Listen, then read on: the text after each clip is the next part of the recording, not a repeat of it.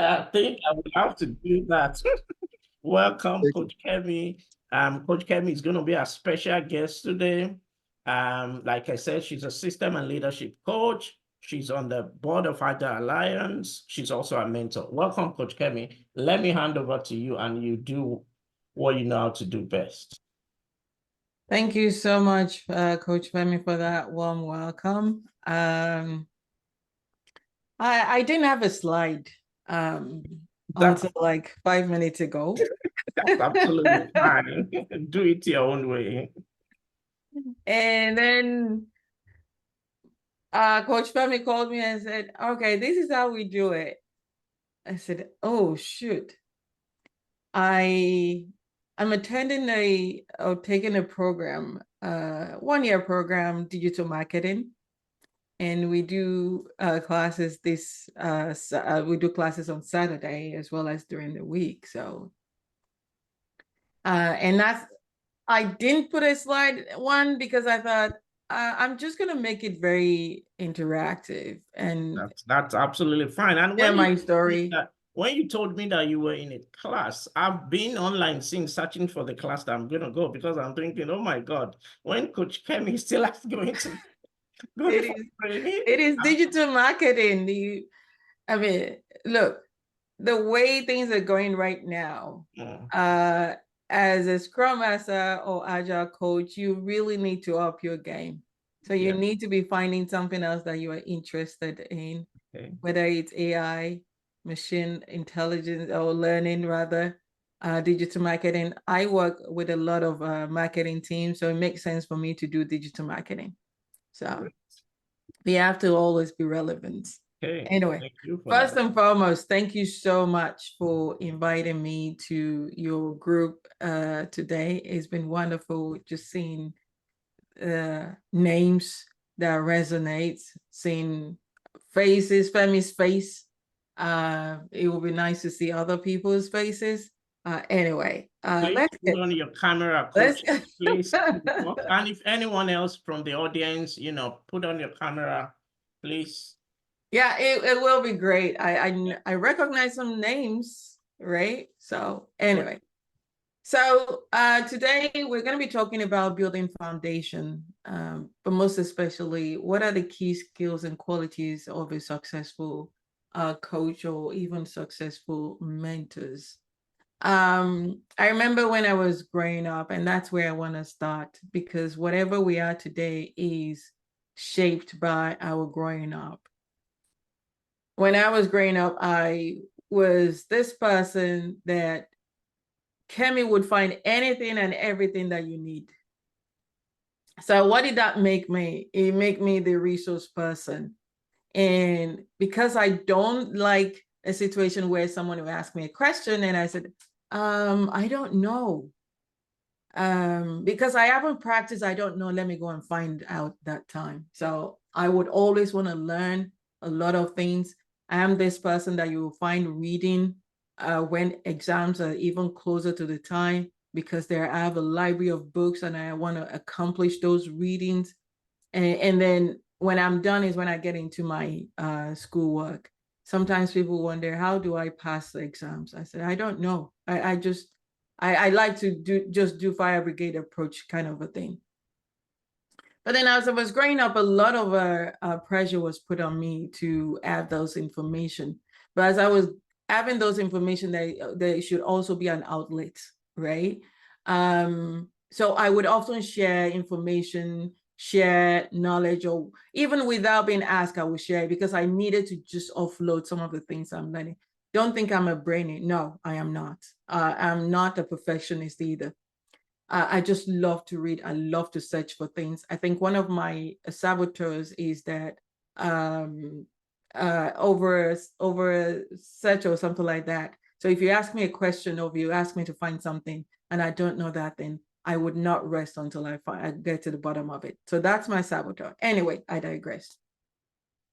So I needed an outlet. So I would sit people down and tell them things that I know or things that they want to know. And then I get angry if they don't take to it.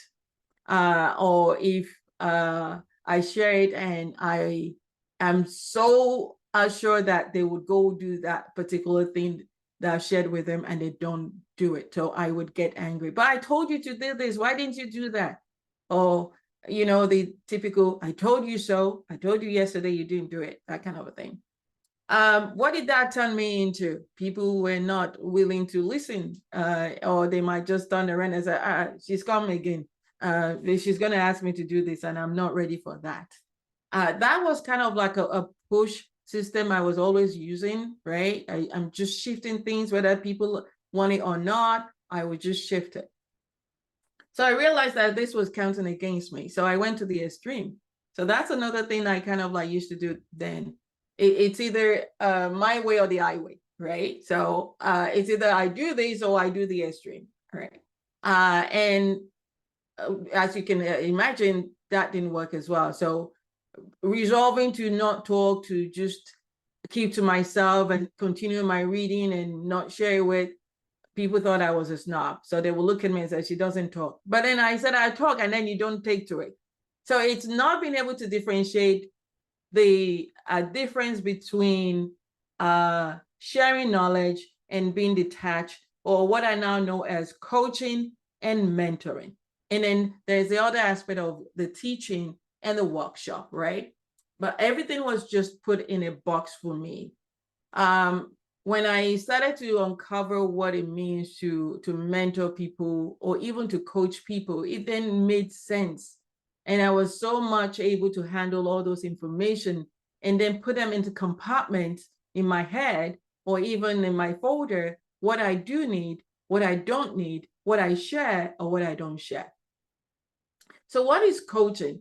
I want to borrow, and I'm going to share my screen because I want to borrow from the coactive. Anybody done coactive training here? Anyone coactive? No? Oh, that's okay. I did coactive, and oh, where is everybody gone? 1 minute. Can you see my screen? Just let me know. Okay. Yes, we can see. All right. Thank you. So I did coactive some years ago, and that was so huge a training to do. It was 5 series. If you've done Ask, it's a similar thing like Ask in terms of the classes. 5 series, I think 3 weekend, no, each series is a week, Friday, Saturday, Sunday. Yes, that was what it was. And my first one, I was just looking at people, they were all crying. I thought, what's going on? I'm not gonna cry. But then eventually I started to cry because they were crying. But then my next class, by this time we had practiced some of the things that we asked to practice, and then we're starting to coach people using the tools. The next session I was also crying. I didn't know what was it. But I think they were the leaders in front of the room and what they were sharing and how everybody was just vulnerable. And I realized how much burden I was putting on myself in terms of knowledge, in terms of my experience, whether life or work experience and everything else. And it felt so good, and I was so relieved. And they weren't telling us what to do. I said, everybody should attend this coaching thing because it's just brilliant. The only downside is that it's expensive. Anyway, coactive. Coactive is based on, and I'm not selling coactive, please. It is based off 4 stances, as I call them. And one thing that I always keep at the back of my mind when I'm coaching people is that they are naturally creative, resourceful, and all. And then people are not broken. You don't need to fix them because the brain that houses the problem is also the brain that produces the solution, right? So if someone wants to come to me now, even if I know that they're coming to ask me for help, my first thing is that this person has the answers already. They're either looking for a sounding board or someone to talk to. So which one is it? Sometimes it's someone to talk to, so I'm just listening and listening and listening. And sometimes there's a sounding board, which is repeating what I've heard, because sometimes we talk and we don't even remember what we've said. So you could be that person that repeats, I've heard you say 3 things of this same thing. What is that like? What is happening there? And another thing with coactive is that you are dancing in the moment. So you're not taking that person back to 2-3 years ago, but you are in that moment with them. And whatever they're saying is what matters to them at that point. And that's what you're focusing on as well. Don't take them back. Let them continue to talk, because as they're talking and you're finding those nuggets in what they're saying, it would help them, right? And also focus on the person. Don't focus on the problem. When you focus on that person and you're listening and you're coaching, and I use the word coach again, but that's not what it is. You're asking them powerful questionings. If they find themselves in any situation again, they don't have to come back to you. They will solve that problem with any of those skills that they've accomplished, because you're asking them questions, right?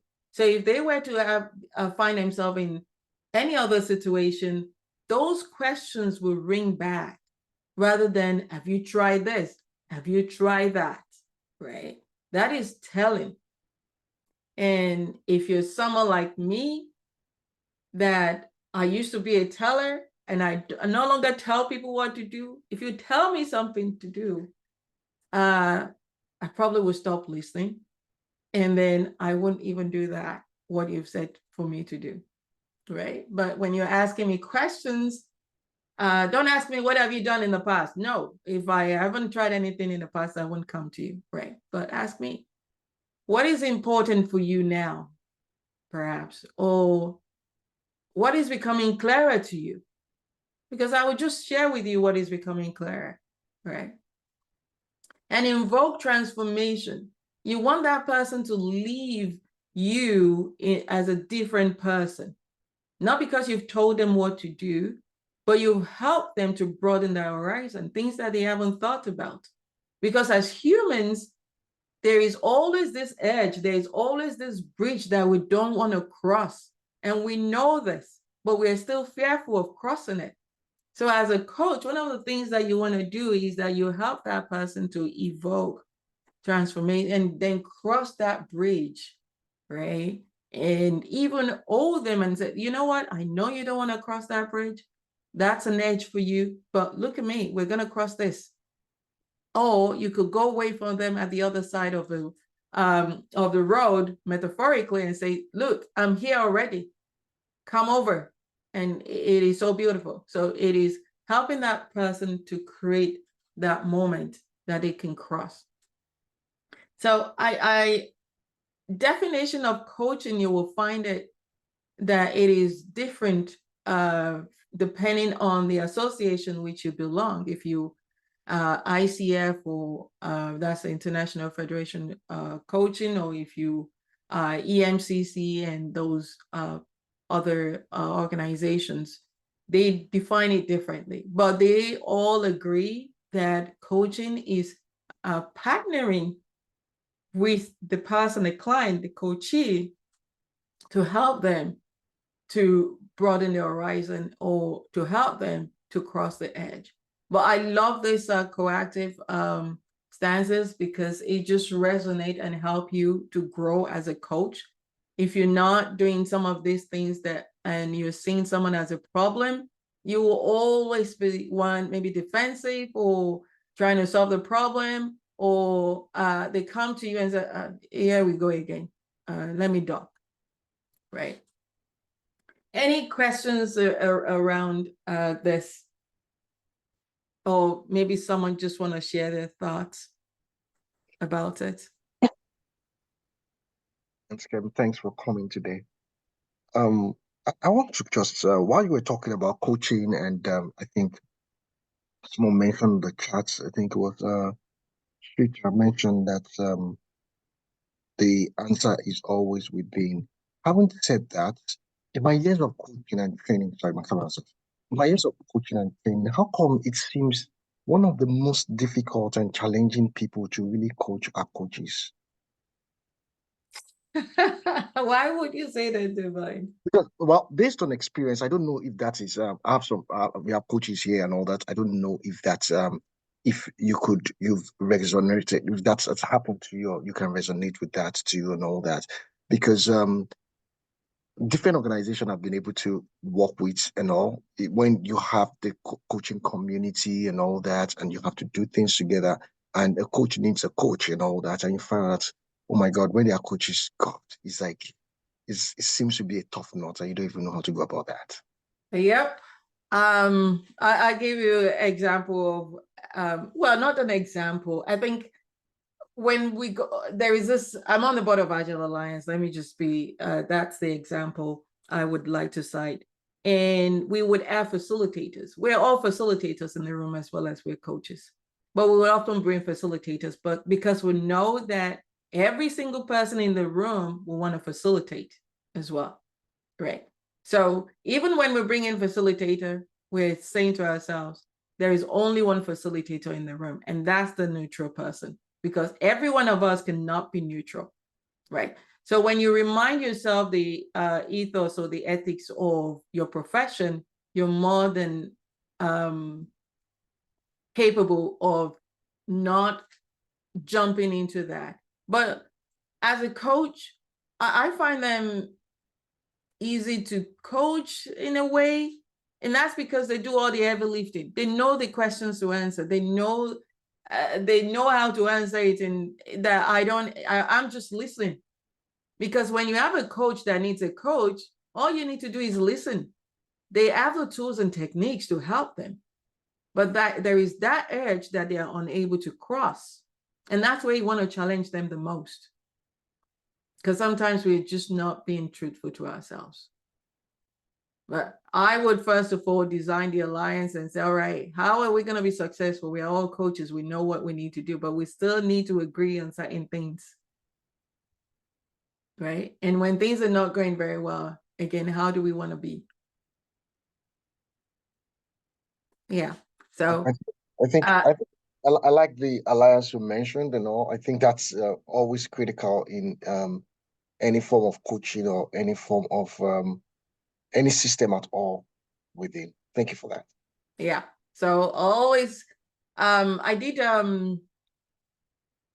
training on supervision. And one of the things that were hammered into us that you should always ABC. No, okay. A is the always. ABC, always be contracted.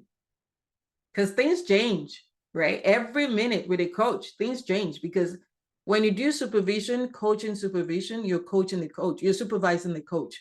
It's just like a nurse who has a supervisor to supervise them over clinical practices.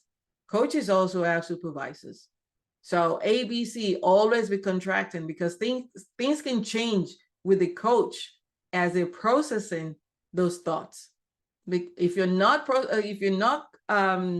contracting every time, then you can feel yourself being left behind as a supervisor. So I think that's something I would ask you to practice as well, Divine, that just be checking, where are we right now? Where are we? Do we need to redesign, right? Do we need to bring something else into it or remove something from what we agreed to before? All right. So I'm gonna stop sharing. What is mentoring? Oh, sorry, any other thoughts or comments? Thank you, Divine. Anyone, any thoughts, comments? All right, that's okay. So the next one, which is mentoring. And what is mentoring? My initial thought about mentoring is that, again, I just give people information. Here, go read this. Go talk to this person. Here is what I've done. Here is what you need to do. Again, telling people what to do. But typical of human behavior, they stop listening. And I would stop listening as well, because it's all about telling. If I wanted someone to tell me what to do, then I would go and do a training, because that means I completely do not understand what that topic or subject is. So it's still fairly new to me, and I will listen to that person. But mentoring, again, sometimes people do confuse mentoring with teaching and coaching. Mentoring is a two-way street partnership. I, as a mentor, am benefiting, and you, as a mentee, you're benefiting. If one party is not, then it's no longer mentoring, right? So what do I look for when I'm mentoring someone? That person must also be passionate about what they want me to, support them with. And I have to be passionate about what they want to learn, because I want to learn from them as much as they are learning from me. And that person must be bringing to the table something. So if we're meeting today, you're coming to me with something that you've learned, and you're asking me things about it. That is why it is a two-way street. It is not someone calling me and say, Kemi, do you have 5 minutes? I said, yeah. Okay. So what is Scrum? Right. Okay. Thank you. All right. That does not constitute a mentoring relationship at all. Mentoring is typically a long-term relationship, and it does focus on one topic or a subject. So we could be talking about Scrum, and then you want to learn about Scrum and, the Scrum guide and everything Scrum. If you wanted to learn about coaching, it will be a different kind of mentoring, let's just say, agreement about it, because we will design what you need to know and everything else, who is doing what, and how long that would be for. So it is always subject specific. Whereas coaching, you never know where coaching is going to take you. Coaching, you would have someone have a goal, right? Mentoring too, that's a goal, but it is more narrowed. Whereas coaching can take you anywhere, and you keep revisiting the goals of that person. So what are the qualities of mentoring? And I put some of the things in the slide, which I'm not going to ask you to read, but I will share later. What are some of the qualities of mentoring that I try to put in place, or some of the best practices or leading practices that I try to put in place? Is to have an agreement. I will have an agreement with that person. What is it that they should expect from me, and what I expect of them as well? There will be homework or assignment, or however you want to call it, and they have to do it. We will meet every other week or so, and here are the things that they should bring to the table, and also giving them heads up and things like that. But similar to coaching, you still have to have a non-judgmental or non-attachment to whatever you're sharing with people. You just put it out there. Here is this information. Whatever they now want to do with it, they can use it. Because I find out that the hard way, when I used to have attachment to information that I put out there, and I expected people to sort of like, oh yeah, that was brilliant. Even when someone says I used what you gave me, I said, oh, all right, that's good. I'm glad you find it useful. And then I'm off. Not that I'm not happy, or that I have a nonchalant attitude towards it, but it just helped me with my sanity, right? That I am giving things back to the community, not that I'm expecting some reward or some form of gratification from it. It then means that you could do more, right, for people within a short space of time. So being a mentor means that you are helping that person to grow. You're actually investing your time in them. Unlike coaching, where they come to you and you know that they can solve that problem. You're still investing your time, but you know that they can solve the problem.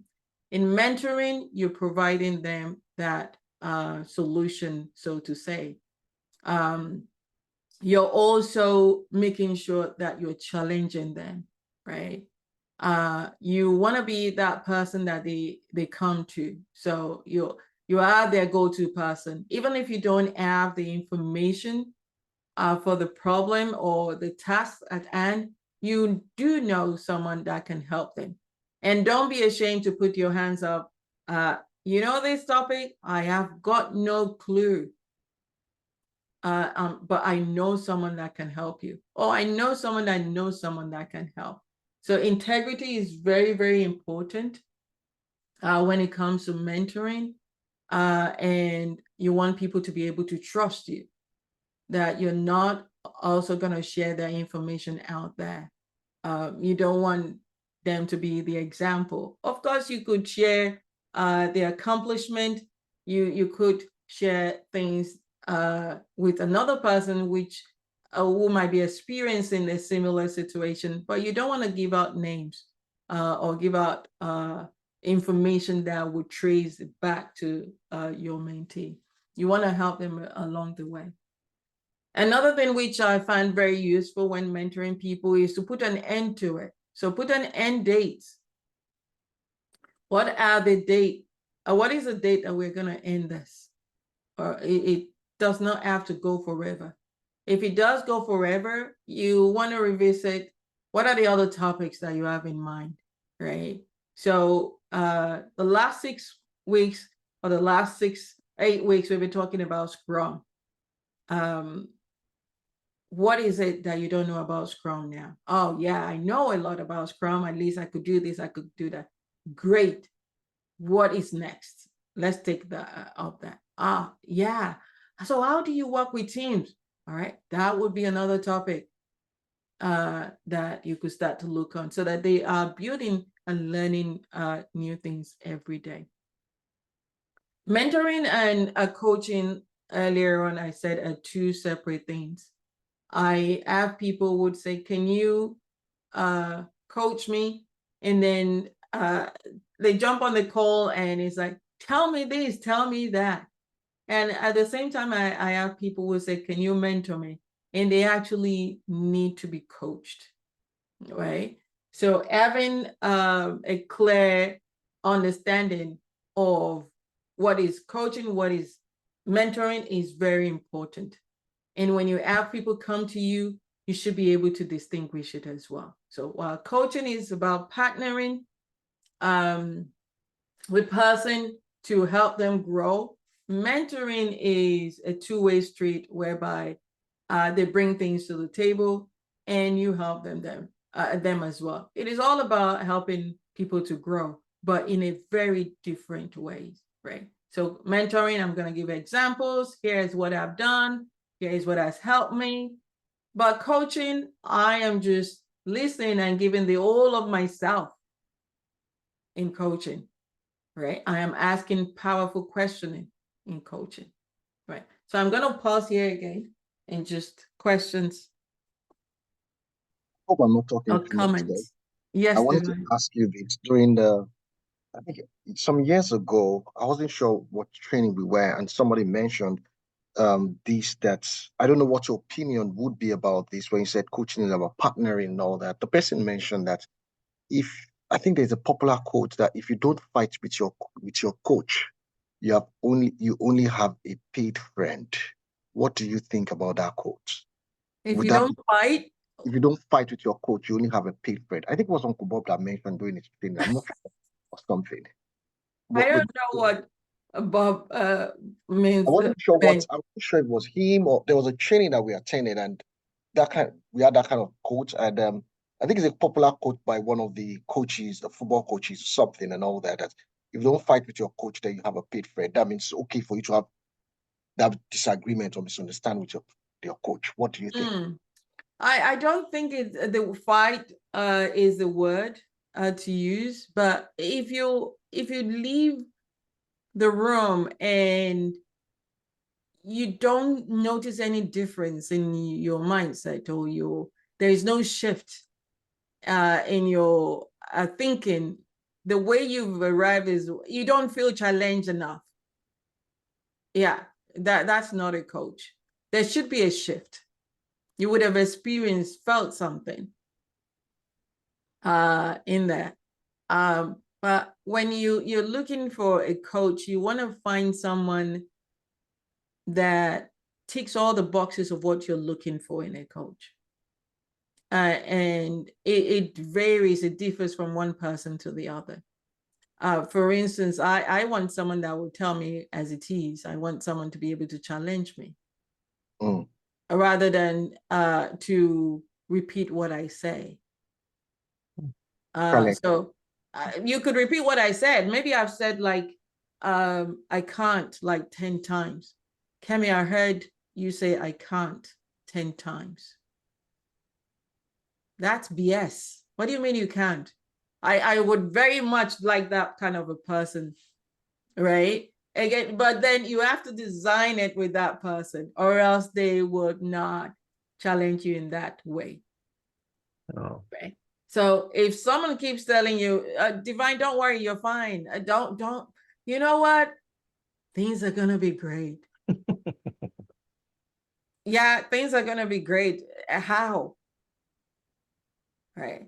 So that's another thing as a coach, you want to challenge people and you want to hold them accountable as well. Make sure that they are committing to what they said they are going to. If someone keeps coming back to our coaching session and with excuses, honestly, I would stop seeing that person. I definitely would not be coaching that kind of a person because they're not ready. Okay, I've got a quick question. And thanks, Coach Kemi, for this wonderful session. So you mentioned that when you're mentoring, it's okay to share your experience. Can you say that for coaching as well? When you're coaching someone, a youth, is it okay to share, for the coach to share his experience? When you attend training, they will tell you not to share your experience. Okay. That your experience, you keep it with you, or whatever you might have gone through, which is experience anyway, you don't share it. But there are situations where I have actually shared my experience or someone else's experience so that that person knows that they're not alone, right? And it wouldn't be that I go into details telling them my history, but I just want them to, I want to normalize things. So maybe someone says, oh, every time I can't wake up at 5 o'clock, it is just, I don't know how to get up at 5 o'clock in the morning. I would say, yeah, I know. I struggled at 5 o'clock as well. It can be hard, right? That's about what I would share, and not go into the challenges that I have experienced or how I've overcome it. No. So you will share enough just to normalize things for that person, and they're not alone. Or you can even generalize it. That's typical of everybody. So you're not alone struggling to wake up at 5 o'clock. If you feel that that person might turn things around and say, Femi, yeah, tell me, how do you, solve that problem? So if you think that person is going to turn the coaching around, then you want to just be very general about what you feel. Okay, yes. I see. Yeah. Okay. Yeah, thanks for that. Also, you mentioned that some people, if they come to you, they might think they need coaching, whereas it's actually a mentoring that they need, and vice versa. What are some indicators that will tell you that this person doesn't need coaching, it needs mentoring, this person doesn't need mentoring, it needs coaching?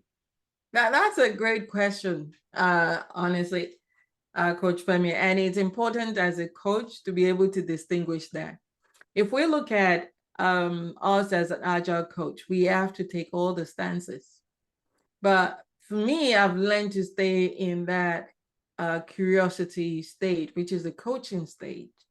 And I will only move from that state only if that person, I can tell that they don't understand what the topic they brought to me.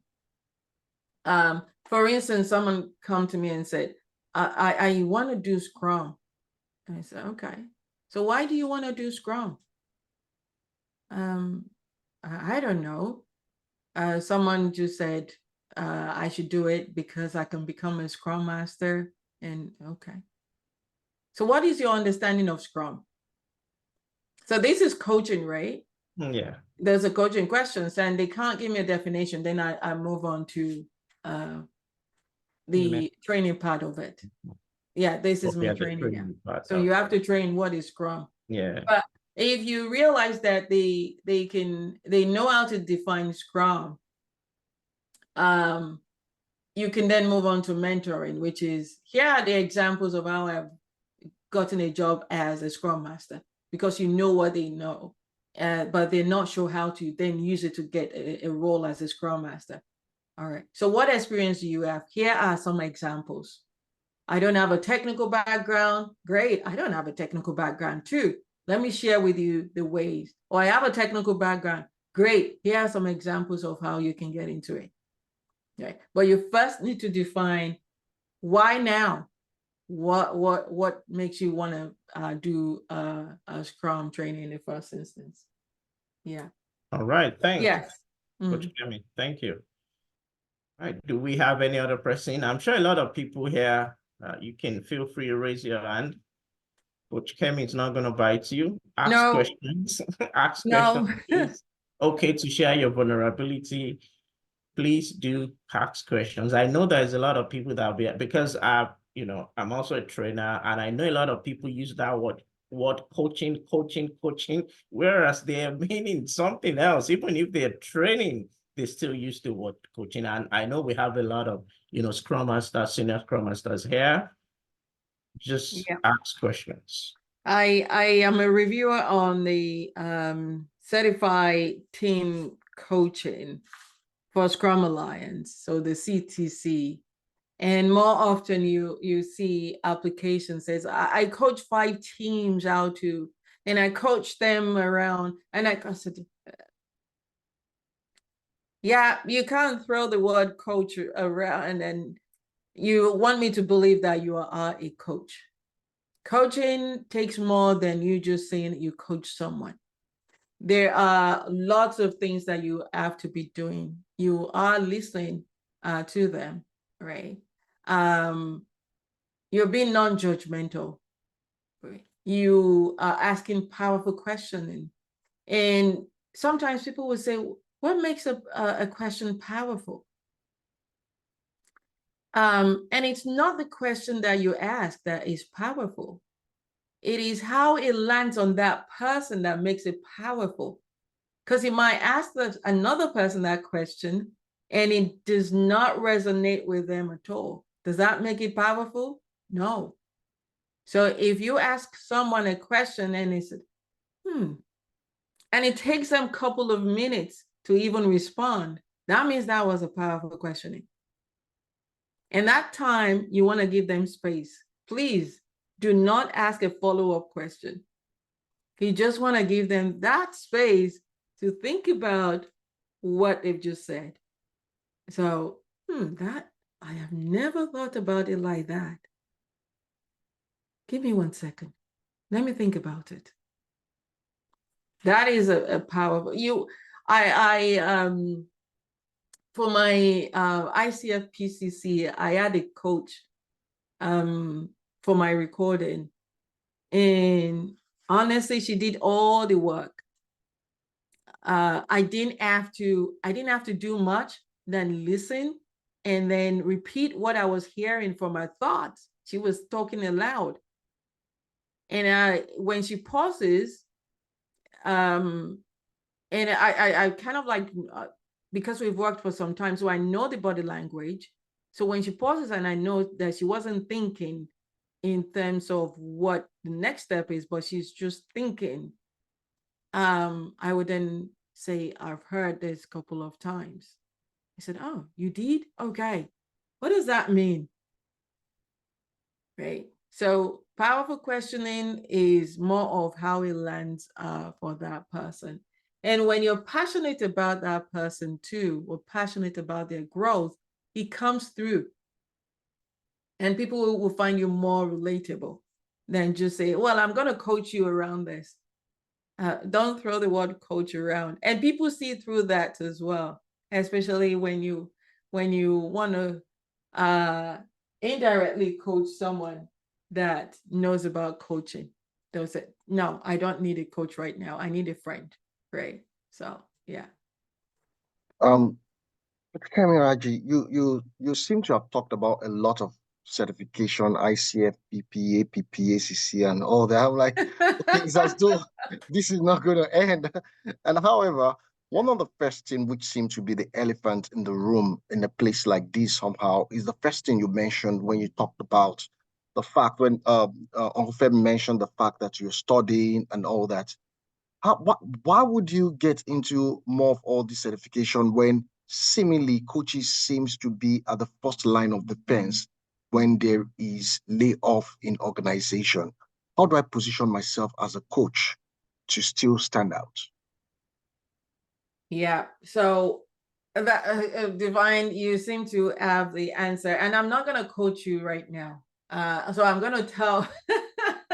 I'm going to just tell. Yeah. Agile coaches needs to move away from coaching. We really, really need to move away from coaching people as coaching is, because I know a lot of us are now moving into that professional coaching, and I'm using professional coaching because I'm trying to distinguish it from the agile coaching. It's not helping. The organization does not need you to coach. You still use your coaching skills, but please, whatever you need to do, just do it. Whatever you've been asked to do as an agile coach, as a scrum master, and I'm using agile coach because if your title or role is that of a scrum master, you're still coaching, right? So make sure that you have some form of domain knowledge. In the past, it wasn't necessary. Even if you had the domain knowledge, they will ask you to just keep it because you're getting in the way. But now you need to justify why they're hiring you as a coach, as an agile coach. So if you notice a gap in your resume, I would say go for it. AI seems to be the big thing right now that people are doing. Like I earlier said, I work with marketing teams, and initially it was good for me when I said, oh, I know nothing about marketing. I can't even sell myself.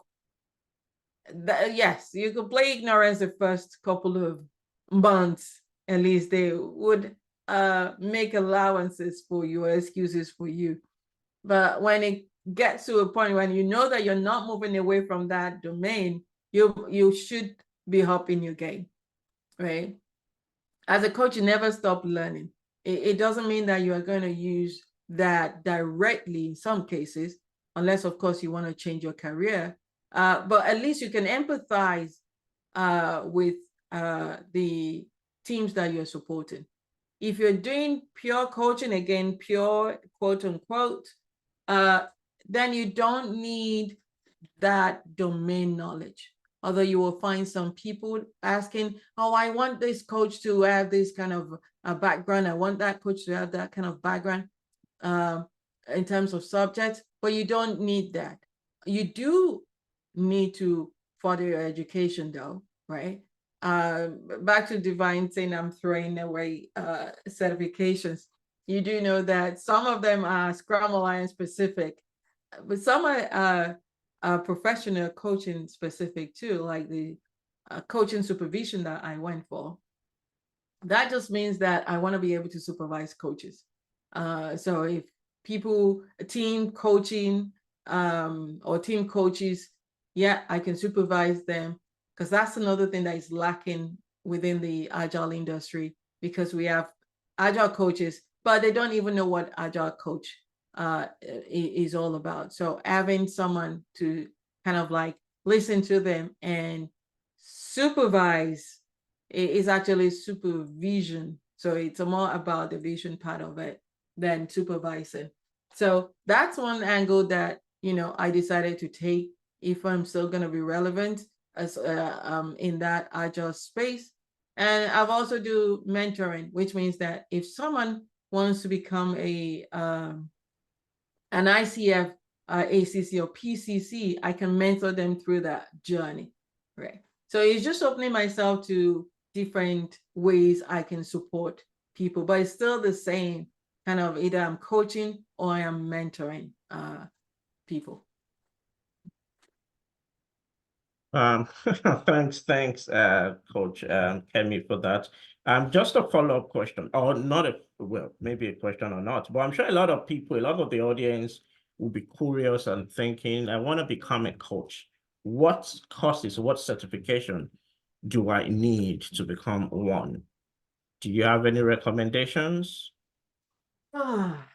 That's I took a deep breath because the route in which I have taken it is expensive and lengthy.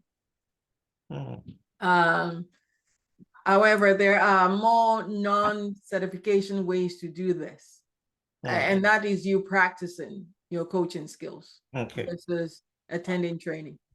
But if you do, because if you attend the training too, you get the theoretical part of it, and you now need to practice and keep practicing. So they give you the tools, the techniques, and everything that you can actually get online. I didn't say that. Not everything. And then you have to practice. But to answer your question, there's several ones. Honestly, there are too many to list. That what I would share with you is that, first of all, define where your interest lies. So do you want to be more about career coaching? So you want to coach people around their career? Or is it business that you want to focus on? Or is it going to be agile that you want to focus on? Or is it going to be about body, soul, and mind? Is it going to be about health? You first need to define where your passion lies, right? Or is it going to be about relationship or life or things like that? Or money or sexual, because there are coaches that would teach you about different kinds of things, right? That will coach you around different kind of things. So for me, I started with being a very generic in my thinking, and I also wanted to know about coaching because you cannot give what you don't have. So I went for coactive.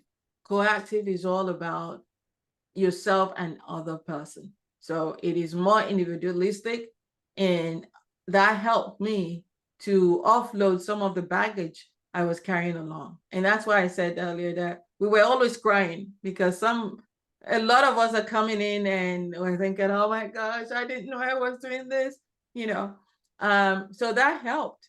It equipped me with tools, techniques that I could actually use for myself and use, with other people as well. Okay, great. And then because I was working with teams and executives and all, I decided to go on to do ASK, which is more of relationship coaching, team coaching, systemic and everything. And I've done some other ones as well. And not everything is certification. There are other trainings that are helpful as well. So you mentioned, thanks for that, Coach Kemi. You mentioned practice. So how can some of these folks, how can they practice to become a coach? Because I'm sure a lot of people will be thinking, so how can I practice, what am I going to practice with? How does that work? How do you practice? Here is one space. Okay. To practice. Yes, you could say this is a large group, but you first need the knowledge, and then the tools, and then you practice, right? So that for me is the stages or the path. The So knowledge. tools, and then you practice. Even when we did ask, it was more theory, and then we went into our residential certification, and then it was all practice and practice and practice. So a stat is this one, understanding the difference between coaching, mentoring, teaching, and facilitation as an Agile coach.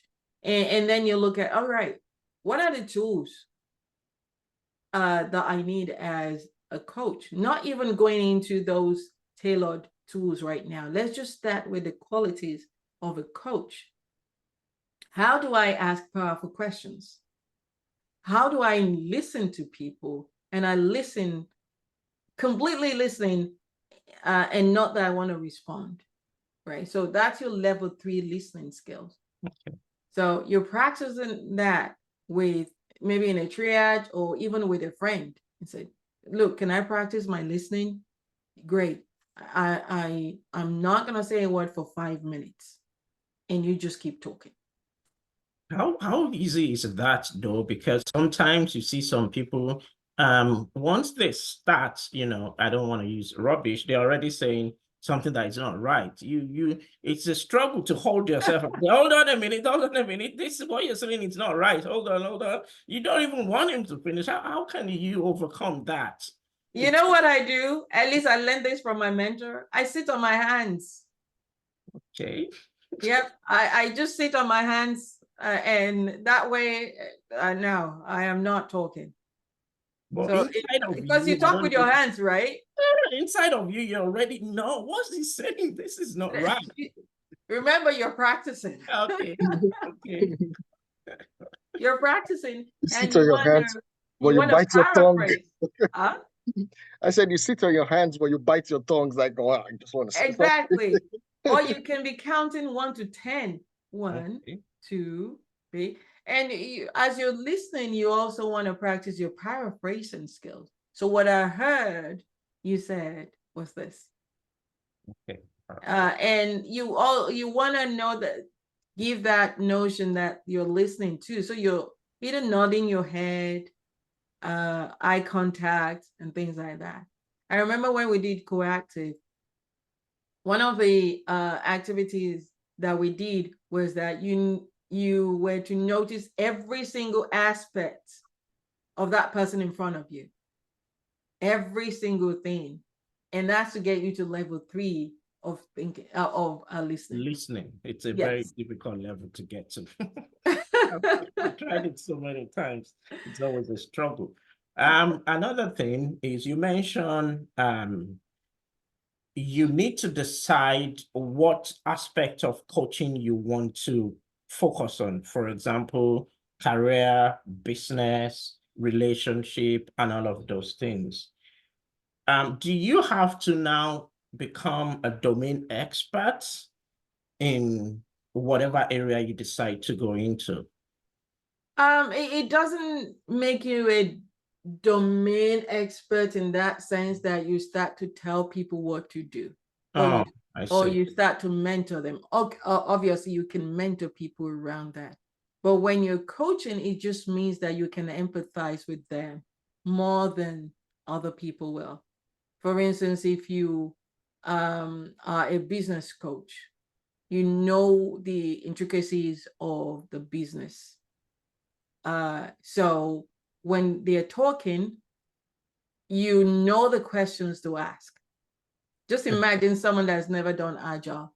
Yes, you could listen to that person, you could ask questions, but you would not be able to ask focused questions around Agile, right? Unless you've been in that domain. Okay, all right, great, thanks. All right, any questions, folks? Before we allow Coach Kemi, I'll just say Coach Kemi to keep going on, because we're really enjoying this and we can stay here till 9 p.m. So over to you, Ma. Any other questions? Or else I will stop talking. I can bring in my coaching skills already until someone talks.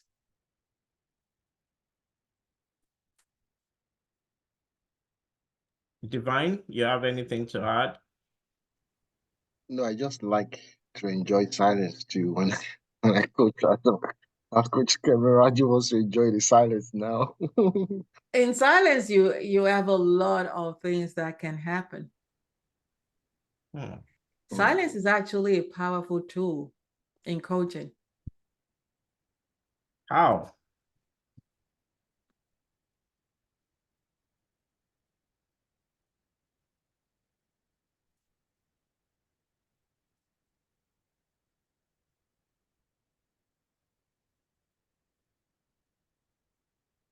We practicing silence now? See, someone will say something. If you create that space. Some people do need time to process what they're thinking. And also, when you have a group of people that typically don't say very much, it kind of like pushes them to want to say something because they become uncomfortable with the silence. Yeah. As long as they're paying attention to it. Someone has a lot of people are uncomfortable with silence, but silence are like, yep, that's it. That's it. And I know some people might have a noisy background. Please feel free to type in the chat. All right. I just want to share what I have said earlier in terms of the what makes a good qualities of a good mentor and qualities of a good coach. And you will sort of like when you flip to the coaching part, coach part of it, you will see some similarities in what makes a good mentor or coach. Okay, you said here, don't tell. Did you want to elaborate a little on that? You remember I said I was always telling people what to do? Oh, yeah, I remember. Right. Yes. So doesn't tell people what to do. You don't want to tell people what to do. Just put it on the table. Okay, right? so you can make recommendations basically. Of course, yeah. And yeah. Yep, you could suggest to them. I think that's the word, suggest. Here are two things that you might want to try. Which one works best for you? Right. So you're still giving them that opportunity to do the pull system rather than the push system, right? Not push system. I have a folder whereby I just keep things in it and I share. Find whatever you want. But if you ask me a question, I must, oh, well, yeah. You want more answers to that? Here is XYZ. Right? And they can they can take it or leave it. I would only expect them to come back to me if they needed more information. So I'm not going to ask, so that article I shared with you, did you like it or did you not? I want to believe that if they do have further questions, they would definitely be asking. So I let people sort of like take charge of their own growth as well. They need to have a skin in the game. Yeah. Okay, so it's not just you doing all the work. No. Okay. You remember you're learning from them as much as they're learning from you. Yeah, that's right. You said that. Oh, great. Yeah. What about the challenges on here? What is that? So you're challenging your mentee. Okay. Yes. So you're gonna do 2 things tomorrow. How about 3? Okay. If they say yes to that 3, you know that they could do 4. Wow. So that you want to push them even further, right? So you want to do a challenge which they will now negotiate. So you say you can do 2. How about 10? 10? Okay, let's do it 8. Right. So don't set the ball too low. Make it higher and let them negotiate. Right. Yeah. On here, you also have, before you go, you also have encourage commitment. How do you as a mentor? Sorry, yes, yeah. That they commit to what they're doing. So have a timeline, help them through that. Because when you're working with people, you will understand some of the challenges that they have, right? So some people will be last minute, they don't deliver a good job. Right. So if they are saying that Saturday I am going to be done, then your words are your bonds. Because you would have designed this into agreement as well. When you said Saturday, because you're not telling them to bring the work at Saturday or on Saturday. You're asking them, what can you be done? So when they say Saturday, then you know, all right, Saturday, are you sure? Great. So you're committing to that. We're going to meet on Sunday. So you're going to bring that work on Sunday, right? Okay. Yeah. And then that of where is it? Oh, so sorry, I meant to change this to coaching. So this is that of a coaching. Yes. Okay. Yeah.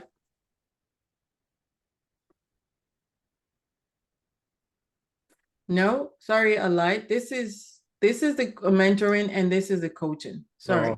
But then it does kind of like, you would see that this is a mentor. It says ask questions, but this one says shares knowledge, communication, and everything. So it's just a different approach to having it. Okay, that was me trying to cut and paste. Yes, we'll go. Hi, good evening. Can you hear me? Yes, loud and clear. Okay, so I have a question. I'm having like I don't know if this is off topic, but it still has to do with coaching. So I work in a company that they are very big on OKR, objectives and key results. So we meet with my manager, every week, and we have to break like annual OKRs into quarterly OKRs, and then progress, like each week. And it's honestly very challenging. And some of my, annual like OKRs, like over last years has, been on coaching. And sometimes I kind of lose like thoughts or ideas on what to put like on the quarterly OKRs. And then when, I have my one-on-ones weekly with my manager, we still have to like, what are the ways that like with coaching, what are the ways that I can do better in writing my OKRs, like in terms of if one of my OKRs coaching. I don't know if it makes sense. That's a very great question, Ago, and thank you for bringing that into light, because as coaches, I think I wrote an article with Howard, what's his, oh gosh. I wrote it for Business Agility. Howard Sobert. I don't know if any of you subscribe to Business Agility Journal. And it was around how organizations measures the performance of coaches, agile coaches. And it can be very hard to measure, Ogo. And that's because you're supporting teams. So whatever their OKRs are should be what your OKRs are too. But some organizations don't define it very well. So you find yourself struggling to quantify what it should be. But when you work in organizations that do it very well, you take the OKRs of those people, and then you look at it in such a way that if they don't meet those OKRs, it does not impact you as a coach, because you cannot force them to do anything. You can't push them into doing anything that they wanted to do. Yours is to support them.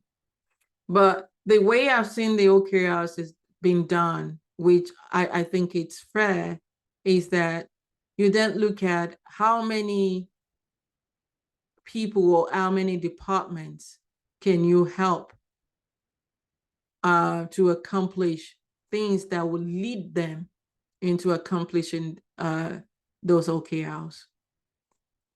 For instance, one of my OKRs is with the marketing team. Let me start with the marketing team first. The marketing teams, if I can remember, and I'm not, and also not giving all the information out, is that they want to be able to increase their retention rate by some percentage.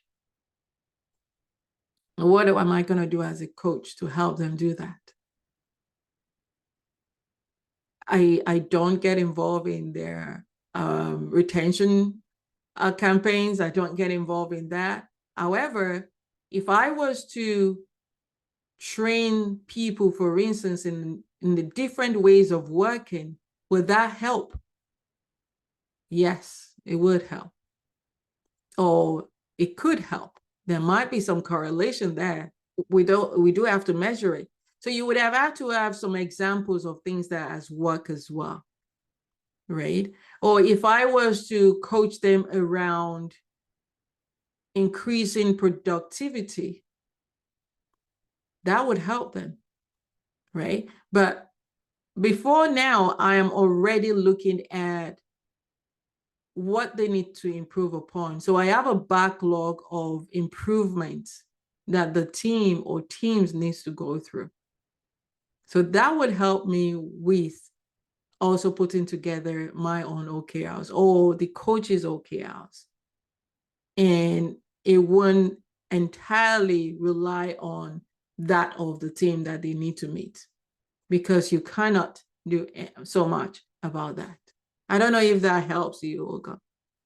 Oh yes, definitely. You said something about tying it to some of the departments, I think goals or something, and seeing how you can help. And yeah, that's one of the things that I'm doing, but I didn't know that I could like tie that to coaching. Okay, yeah. Yes. It's very helpful. Thank you. Yeah, so keep a backlog of things that you are noticing. It is all about the improvement that needs to happen that would increase productivity or delivering values. That's where you want to be. Not getting involved in working software. Yes, if you help with the training and it increases working software, great. But yours is not in the weeds. Yours is in helping to the team to grow, helping them to rethink the way they work. So yours is a more of indirect impact. So, but don't limit yourself to just one team. Look at organizational impediments as well. What is stopping the organization from moving forward? What are the challenges that the team are facing, and how can you support them? And connect it to their one, right? Great. Thank you so much. No worries. I think you actually took it from my mouth. The moment I raised my hand up, you just mentioned what I wanted to add to August's little challenge, which has to do with the backlog. Because I used to have this kind of challenge some years ago. And the first thing I did as a coach was to keep a personal backlog, a coaching backlog for myself. However, August mentioned again about having probably the goals for the year and also for the quarter. One of the major things I also did again was I related with the team to be able to understand milestones as well. Yeah. Because if you don't know you can't just be so vague. Like in the next 3 months, we're going to get this done. What are the milestones? What do we want to get done in 1 month? What do we want to get done every sprint?